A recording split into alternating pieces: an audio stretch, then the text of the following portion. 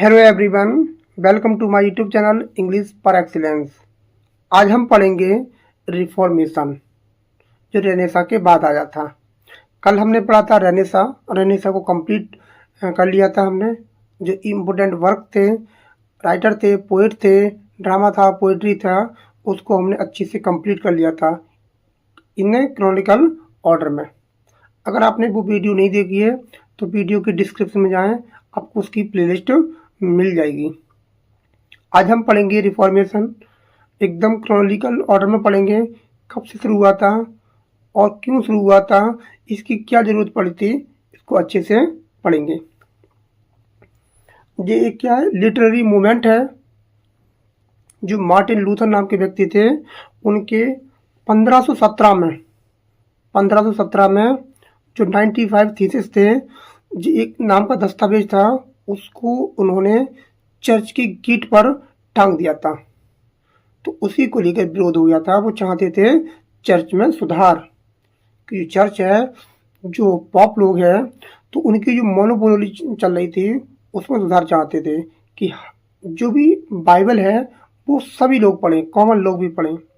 जो उनके बनाए हुए नियम थे केवल वही आपको पढ़ना है, जो पॉप थे उसको उन्होंने ख़त्म करना था कि सभी लोग चर्च में जाएं, सभी को अधिकार हो चर्च में जाने का, जिससे कि सब लोग प्रार्थना कर सकें गॉड से। तो उसमें सुधार चाहते थे ये। तो स्टार्ट करते हैं। अगर आप हमारे चैनल पर न्यू हैं तो चैनल को सब्सक्राइब जरूर कर लें और बेल आइकन भी दबा लें। और ऐसी ही जो एग्जाम ओरिएंटेड वीडियो हमारे चैनल पर आती रहेंगी, और आप प्लेलिस्ट को चेक कर लीजिए, आपको बहुत सारी वीडियो हमने अपलोड कर दी हैं जो आपकी एग्जाम ओरिएंटेड हैं। तो आप हमारे साथ बने रहिए और हम ऐसे ही आगे जो आपका सिलेबस है TGT, PGT, LT grade, KBS, NBS और ईएमआरएस, उसके अकॉर्डिंग हम वीडियो लाते रहेंगे। तो स्टार्ट करते हैं। रिफॉर्मेशन। जो रिफॉर्मेशन है इसका मतलब होता है सुधार, हिंदी में बोलते हैं सुधार। जिसका जो दूसरा नाम है वो क्या है, प्रोटेस्टेंट रिफॉर्मेशन या यूरोपियन सुधार भी कहा जाता है। जिसके दो नाम हैं, जो प्रोटेस्टेंट रिफॉर्मेशन और यूरोपियन रिफॉर्मेशन भी कहा जाता है। ये पेपर में अक्सर पूछ लेता है इसको और क्या कहा जाता है। जो पश्चिमी चर्च में शुरू हुई धार्मिक क्रांति थी, जो पश्चिमी चर्च थे उसमें शुरू हुई क्या थी, धार्मिक क्रांति थी, जिसकी शुरुआत मार्टिन लूथर नाम के व्यक्ति ने की थी। जो मार्टिन लूथर नाम का व्यक्ति था उसने शुरू की थी। और 16वीं शताब्दी के यूरोप में जो हुल्ड्रीच नाम के व्यक्ति थे, हुल्ड्रीच जिंगलिंग और जॉन कैल्विन और अन्य प्रोटेस्ट सुधारक थे, इन्होंने इसको जारी रखा था, इस रिफॉर्मेशन को जारी रखा था। ये शुरू क्यों हुआ था? ये शुरू हुआ था सन 1517 में। मार्टिन लूथर नाम का व्यक्ति था जिसने 95 थीसिस थे नामक दस्तावेज जो था चर्च की गेट पर टांग दिया था, जिसमें उन्होंने चर्च की बुराइयां की थी। यही दिन माना जाता है कि रिफॉर्मेशन मूवमेंट की शुरुआत हुई थी।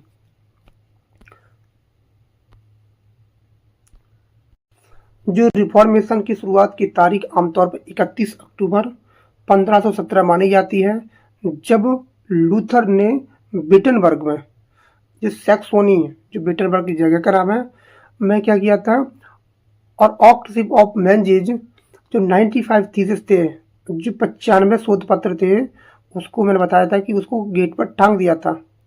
उसको टांग दिया था क्योंकि वो चाहते थे, जो शोध पत्रों ने चर्च और पोप शाही पर बहस और आलोचना की थी। जो पॉप थे, जो उन्होंने जो बना रखा था मोनोपोली, उसको ख़त्म करना था, उसमें सुधार चाहते थे।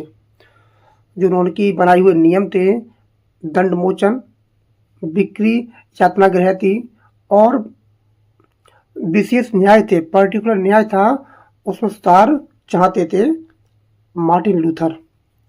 पॉप को अधिकार जैसे सैद्धांतिक नीतियों, डॉक्ट्रिनल पॉलिसीज पर ध्यान केंद्रित किया था कि आपने जो नियम बनाए हैं उनमें आपको सुधार करना चाहिए।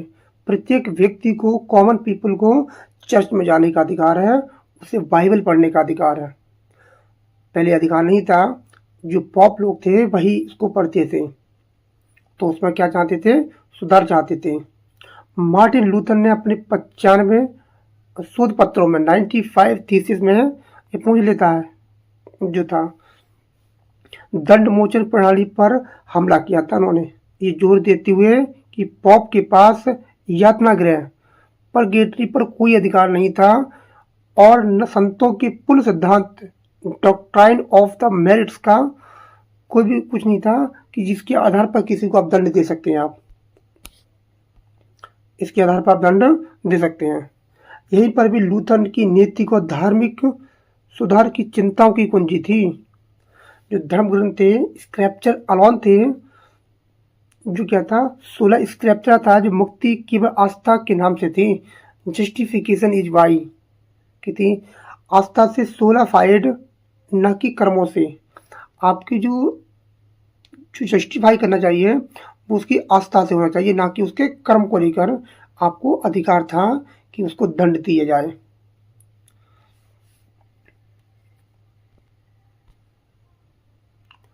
और जो मार्टिन लूथर थे उनको 1521 में लूथर को चर्च से बहिष्कृत कर दिया गया था, एक्सकम्युनिकेटेड कर दिया गया था, जो एक आंतरिक सुधार आंदोलन के रूप में शुरू हुआ था। जो कार्यक्रम शुरू हुआ था सुधार का, उसमें लूथर को बाहर निकाल दिया था। वह पश्चिमी ईसाई जगत में एक दरार बन गया था, फ्रैक्चर बन गया था। कौन? Martin Luther. और कुछ भी और भी है, पढ़ सकते हैं। अब स्टार्ट करते हैं। तो ये ध्यान रखेंगे, जो मार्टिन लूथर का 95 थीसिस था उसके क्या हुआ था, ये कार्यक्रम जारी हुआ था। और पढ़ते हैं। अब पढ़ते हैं reformation movement in English literature. इसका जो बैकग्राउंड है ऑफ रिफॉर्मेशन, ये शुरू हुआ था 14th सेंचुरी से कन्वर्ट हो गया था 16th सेंचुरी। इसको ध्यान रखेंगे, जो आपका जो रिफॉर्मेशन था वो 16th सेंचुरी, इसको याद रखेंगे। 16th सेंचुरी की बात होती है। 16वीं शताब्दी में ये कार्यक्रम जारी हुआ था रिफॉर्मेशन का। 14वीं शताब्दी से कन्वर्ट हो गया था 16th सेंचुरी पर, जो रेनेसां से आ गया था रिफॉर्मेशन पर। कुछ नियम थे बनाए गए पॉप के, तो उनमें क्या करना था, इनको सुधार लाना था। तो ये रीजन था वो यूरोप एंड इंग्लैंड का था। बात हो रही यूरोप में और इंग्लैंड की बात हो रही है। ये चाहते थे by the end of the middle age, समाप्त हो गई थी मिडिल एज। मिडिल एज तक the Catholic church had become extremely powerful. जो मिडिल एज थी तब तक क्या थे, जो कैथोलिक चर्च थे वो ज़्यादा पावर में थे, ना कि सामान्य लोग थे। जो पावरफुल लोग थे वो कौन थे, जो कैथोलिक चर्च थे वो मोस्ट पावरफुल में थे। तो it control not only religion, इनका जो कंट्रोल था न केवल धर्म पर था but also policies, politics and education, शिक्षा पर, राजनीतिक पर पूरा का पूरा अधिकार जो था वो कैथोलिक चर्च का था। वो अपनी मनमानी चला रही थी, आपको ये करना है, आपको ये नहीं करना है। कोई व्यक्ति अपने आप से कोई भी काम नहीं कर पाता था, वो चर्च के बनाए हुए नियम के अनुसार चलना पड़ता था। द चर्च बिकम करप्ट, जो चर्च थी कैथोलिक चर्च वो एकदम करप्ट हो गई थी। जो सेलिंग कर रही थी इंडल्जेंसेस, जो certificates for giving since for money, जो धन के लिए जो पाप कर रही थी बहुत ज़्यादा। The common people were not allowed to read the Bible, जो कॉमन पीपल थे, सामान्य लोग थे, उनको बाइबल पढ़ने का कोई अधिकार नहीं था। इन देयर ओन लैंग्वेजेज, उन्हें अपनी भाषा में बाइबल पढ़ने का तक अधिकार नहीं था। It was only in Latin, वो केवल लैटिन भाषा में पढ़ सकते थे, ना उनको समझ में आता था और ना वो समझ पाते थे। इतना अधिकार नहीं था। रेनेसां ह्यूमनिज्म जो था, जिससे पहले शुरू हुआ था, जो बिलीव करता था रीजन पर, लर्निंग पर एंड ह्यूमन डिग्निटी पर विश्वास करता था, inspired people to question the church. और उसी से इंस्पायर होकर, रेनेसां से इंस्पायर्ड होकर लोगों ने चर्च से क्वेश्चन करना शुरू कर दिया था। जब लोग पढ़े लिखे होंगे तो क्वेश्चन तो करेंगे। और यही क्या था, जो कंडीशन थी, जो लीड ले गई थी, रिफॉर्मेशन मूवमेंट की तरफ ले गई थी। लोगों ने चर्च से सवाल करना शुरू कर दिया था, उसके बनाए नियमों से सवाल करना शुरू कर दिया था, क्योंकि वो पढ़ लिख गए थे। कहाँ से? रेनेसां से। पर क्या किया था, एक great religious revolution in Europe में हुआ था, और उसी के आधार पर रेवोल्यूशन हुआ था इन यूरोप में। नेक्स्ट आपका है मीनिंग। जो रिफॉर्मेशन है उसका अर्थ क्या होता है, तो देखते हैं इसका अर्थ क्या होता है। रिफॉर्मेशन मीन्स होता है टू रिफॉर्म और इम्प्रूव रिलीजन, किसी में सुधार करना, स्पेशली धर्म में सुधार करना। It was a movement against the corruption of Roman Catholic church. इसको नोट कर लीजिए, जो मूवमेंट था वो खिलाफ था corruption of the Roman Catholic church के खिलाफ था, जिसको शुरू किया था मार्टिन लूथर नाम के व्यक्ति ने, जो 1517 में जिन्होंने 95 थीसिस थे, उसको जो दस्तावेज था चर्च के गेट पर टांग दिया था, उसमें क्या थे, उसके खिलाफ नियम बनाए गए थे, जिनमें उसमें बहुत ज़्यादा बुराइयां करी थी चर्च की। तो उसी से क्या हुआ था, ये मामला शुरू हो गया था। इसका उद्देश्य क्या था, टू प्योरीफाई क्रिश्चियनिटी, इसको प्योरीफाई करना था, शुद्ध करना था, टू मेक रिलीजन सिंपल, जो भी नियम है एकदम सिंपल होने चाहिए, and accessible to common people, कि प्रत्येक आदमी जो कॉमन है, साधारण है, उसको अच्छे से पहुंच पाए, वो अच्छे से उसको रीड कर पाए, बाइबल पढ़ पाए। To return to the true teaching of the Bible, Bible को अच्छे से सिखाया गया है कि उसमें सच्चाई लिखी क्या है। जो कैथोलिक चर्च के लोग थे, पॉप थे, वो अपने अनुसार बाइबल को पढ़ते थे, वो जैसा बताते थे वो उसको मानना पड़ता था। तो जो उनके नियम थे वो मोनोपोली थी, तो उसको ख़त्म करना था उसको, कि किसी को, सबको अधिकार है अपने हिसाब से पढ़ने का।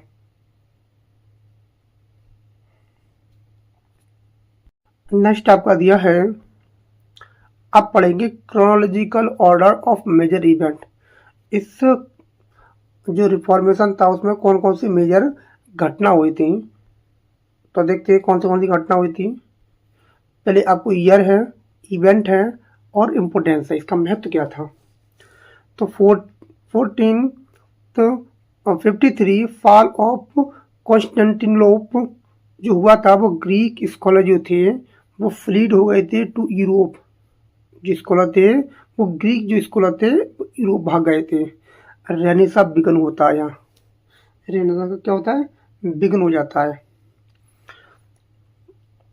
1476 William Caxton set up the first printing press. और इन्होंने क्या किया था, 1476 में पूछ लेता है कि विलियम कैस्टन ने जो फर्स्ट प्रिंटिंग प्रेस थी कब शुरू की थी और कहाँ शुरू की थी, तो ये हुई थी 1476 में। और कहाँ पर की थी, इंग्लैंड में की थी। जो क्या करती थी, book and knowledge spread rapidly, जो छपाई का काम करती थी, किताबों को छापती थी, प्रिंट करती थी, जिससे कि हर व्यक्ति उस किताबों को पढ़ सके। जिसने बहुत ज़्यादा काम किया था, बहुत तेजी से फैल रही थी। 15 and 16 द एरसमस पब्लिश्ड, एक वर्क पब्लिश हुआ था, ग्रीक न्यू टेस्टामेंट। ये ध्यान रखेंगे, ये ग्रीक न्यू टेस्टामेंट जो encourage study of the Bible in original languages, ये इनकरेज करता था कि बाइबल को उसकी ओरिजिनल भाषा में पढ़ने के लिए। ग्रीक न्यू टेस्टामेंट, इसको ध्यान कर लीजिए, जो आया था 1516 में। नेक्स्ट आपका 1517 मार्टिन लूथर और इसी से क्या हुआ थी, पूरा का पूरा रिफॉर्मेशन स्टार्ट हुआ था। Martin Luther nailed his 95 thesis on the church door eight Wittenberg, जो विटनबर्ग जर्मनी में है, वहाँ उन्होंने चर्च के गेट पर 95 थीसिस को टांग दिया था उसके गेट पर। जो इसमें दस्तावेज थे उसमें बहुत ज़्यादा बुराइयाँ थी चर्च की, तो उसको बर्दाश्त नहीं कर पाए वो लोग, तो इसी पर क्या हुआ, मामला शुरू हो गया था। Official beginning of the reformation, यहीं से आपकी बिगिनिंग मानी जाती है रिफॉर्मेशन की। इस डेट को याद कर लीजिए, इंपॉर्टेंट है, यहीं से शुरू होता है। नेक्स्ट आपका 1521 Diet of Worms, Luther excommunicated by the people, pope, जो शुरू हुआ था church rejected Luther's reform, church ने लूथर के बनाए ये नियम को एकदम रिजेक्ट कर दिया था, उसके बनाए नियम को रिजेक्ट कर दिया था। 1525 William Tyndale begin translating the New Testament into English, जो विलियम टेंडल थे इन्होंने बाइबल को ट्रांसलेट करना शुरू कर दिया था, the New Testament into English में कर दिया था कि उसको अच्छे से सभी लोग पढ़ पाएँ। तो ध्यान रखना, इन्होंने इंग्लिश में शुरू कर दिया था टेंडल ने।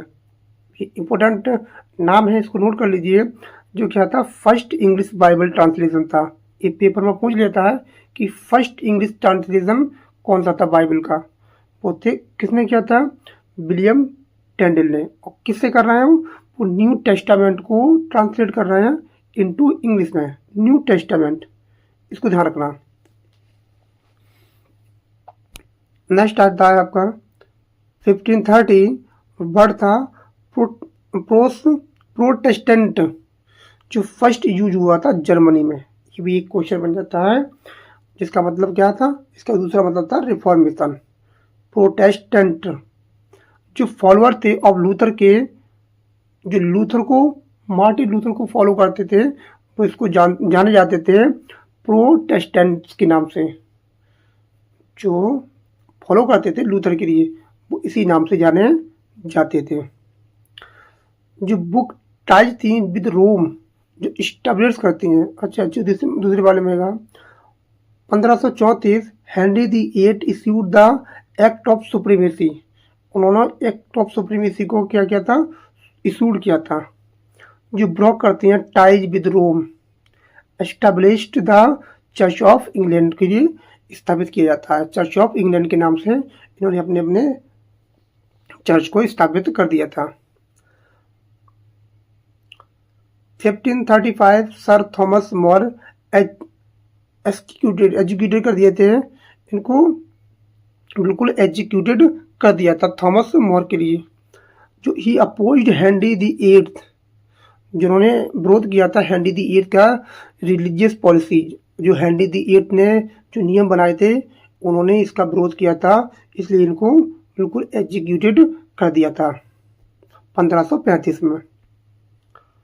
1536 में जो टेंडल थे उनको भी क्या कर दिया था, एग्जीक्यूटेड कर दिया था 1536 में।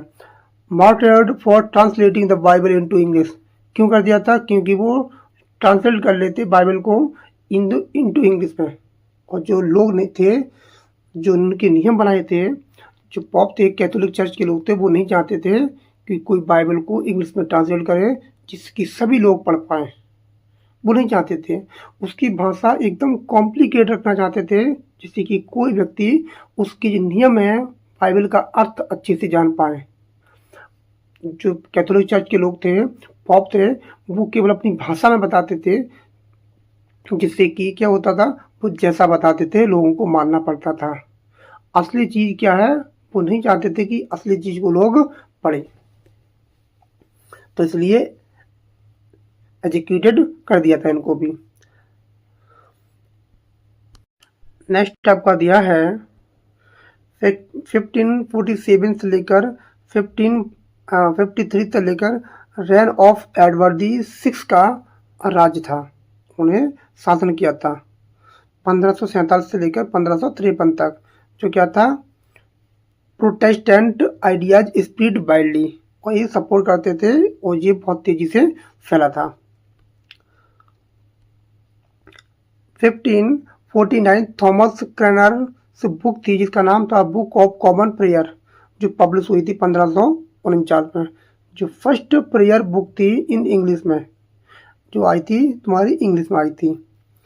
1553 से लेकर 1558 तक रेन ऑफ मैरी फर्स्ट, जो मैरी फर्स्ट थी जी हेनरी दी एट की बेटी थी और एलिजाबेथन फर्स्ट की बहन थी जिसका नाम था मैरी।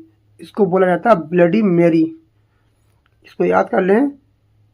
जो एलिजाबेथन की बहन थी, हेनरी दी एट्थ की बेटी थी जिसका नाम था मैरी, इसको बोला जाता है ब्लडी मैरी के नाम से जाना जाता है। जो ट्राई टू रिस्टोर कैथोलिक, जब जो प्रयास कर रही थी कैथोलिक को दोबारा लाना, और प्रोसिक्यूटेड कर रही थी प्रोटेस्टेंट के लिए, तो ये बहुत खतरनाक थी ब्लडी मैरी। उसके बाद 1558 से लेकर 1603 तक रेन ऑफ एलिजाबेथन फर्स्ट आई थी, जो बहन थी मैरी फर्स्ट की, जो क्या कर रही थी, जो Protestantism permanently establish in England, इन्होंने इसको सपोर्ट किया था, जो रिफॉर्मेशन था उसको सपोर्ट किया था इन्होंने। अब 1563 से लेकर 63 में जॉन फॉक्सिस की बुक थी बुक ऑफ मार्टियर्स, जो पब्लिश हुई थी। ये क्या थी, history of Protestant heroes and martyr के बारे में बताती है। 1564 कैल्विनिज्म स्प्रेड थ्रू यूरोप, ये पूरी तरह से यूरोप में फैल गया था, जो प्रमोटेड करता था reformed churches and strict moral discipline के लिए।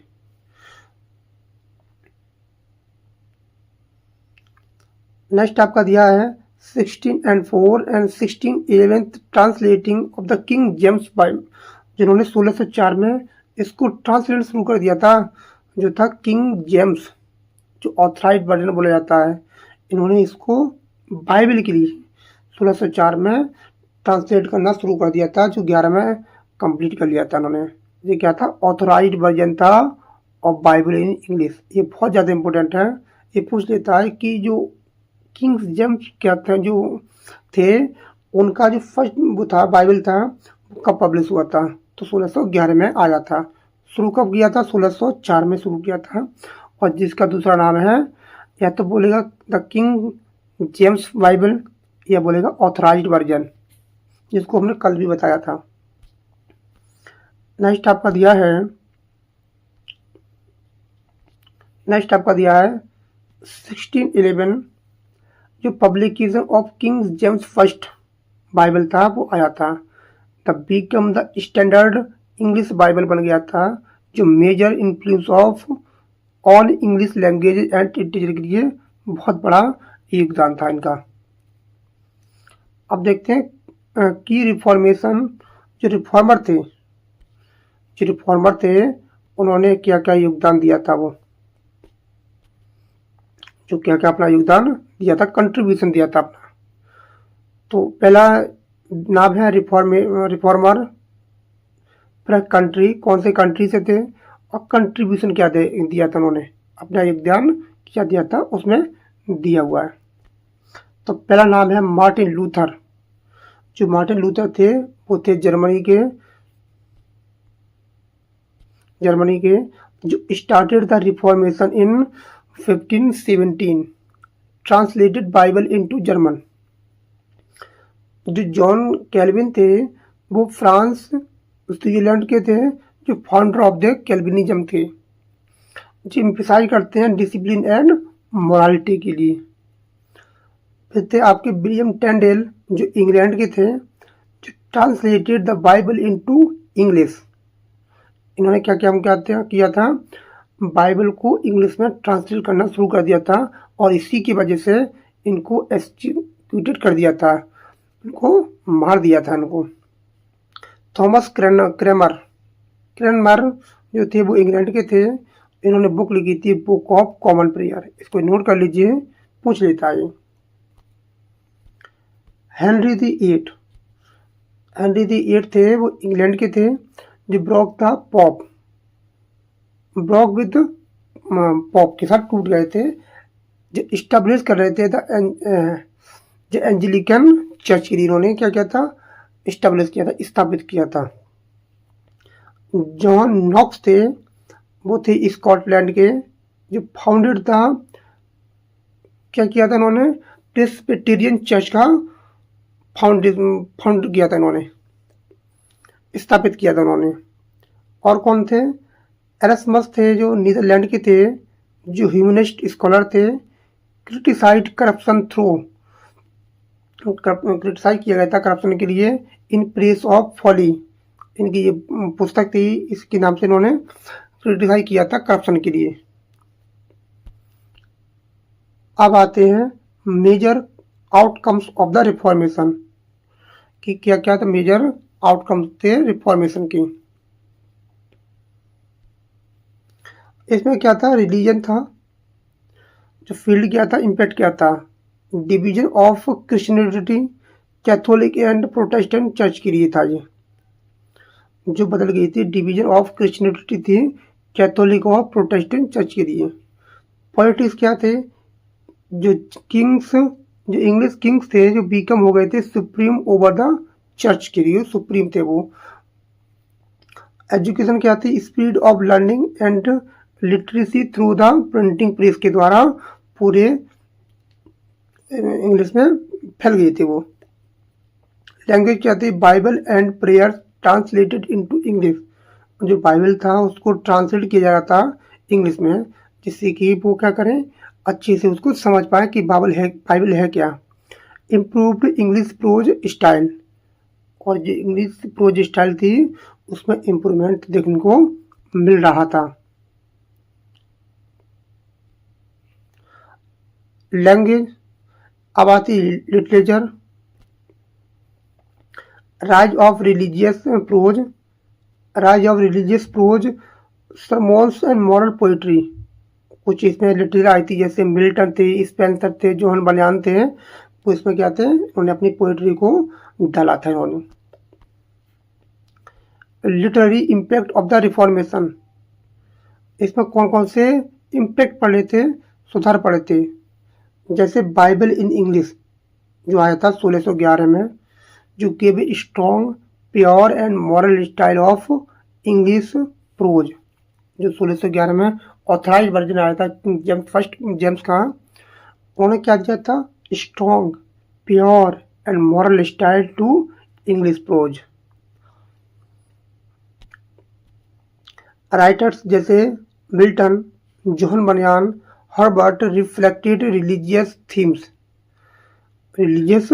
के लिए इन्होंने भी लिखा था, इन्फ्लुएंस करा था इन पर बहुत ज़्यादा। एम्फसाइज करता है ये moral responsibility, individual faith become की द लिटरेरी आइडियाज आए थे इससे। रिफॉर्मेशन इंकरेज करता है freedom of thought, paving the way of modern English literary की बहुत ज़्यादा क्या करता है, पेविंग भी बन गया था बहुत ज़्यादा। अब देखते हैं समरी एट ए ग्लांस, एक नज़र में देखते हैं इसको। स्टार्टेड हुआ था, मार्टिन लूथर ने शुरू किया था 1517 में जर्मनी में। इन इंग्लैंड में कौन था, हेनरी दी एट्थ का शासन था 1534 में। कुछ बुक थी, जैसे 95 थीसिस थी, बुक ऑफ कॉमन प्रेयर थी, और किंग जेम्स बाइबल का जो किताबें आई थी इसमें, जो बुक्स थी।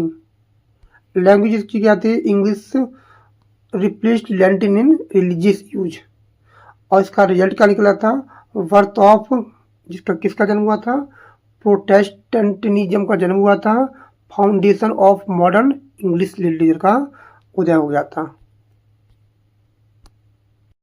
और यही क्या हो जाता है, रिफॉर्मेशन का क्या हो जाता है, अंत हो जाता है। तो इसमें जो की पॉइंट है उसको ध्यान रखेंगे।